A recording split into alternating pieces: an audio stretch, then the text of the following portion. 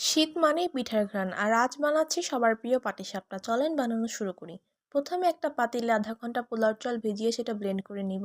তারপর আরেকটা পাতিলে দুধ গরম দিয়ে বলক আসলে সেটার মধ্যে তেজপাতা, দারুচিনি, এলাচ দিয়ে দিব।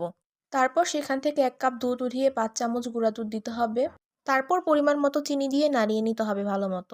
তারপর প্রথমে যে ব্লেন্ড করা পোলাও চালটা সেটা দিব। আপনারা চেষ্টা করবেন পোলাও চালটা একটু দানা দানা রাখতে। তারপর 1 চামচ ঘি দিয়ে দিতে হবে এখানে। তাহলে খিরসাটার ঘ্রাণ অনেক সুন্দর আসবে। ঘি দেওয়ার পর কিছুক্ষণ নাড়িয়ে নিলেই খিরসাটা তৈরি হয়ে যাবে। তারপর একটা প্লেটে নামিয়ে ঠান্ডা করে নিতে হবে। তারপর আরেকটা পাতিলে সমপরিমাণ চালের গুঁড়া আর ময়দা দিতে হবে। ময়দা আর চালের গুঁড়া দেওয়ার পর এখানে খেজুরের গুড় দিয়ে ভালো করে নেড়েচেড়ে নিতে হবে। তারপর পরিমাণ মতো লবণ দিয়ে আবার ভালো করে নেড়েচেড়ে নিতে হবে। এখানে ব্যাটারটা ব্লেন্ড করে নিতে হবে যাতে টেক্সচারটা একদম স্মুথ থাকে। তারপর একটা কড়াইতে কাঁটা চামচের মধ্যে একটা কাপড় পেঁচিয়ে সেটায় তেল লাগিয়ে কড়াইতে দিতে হবে।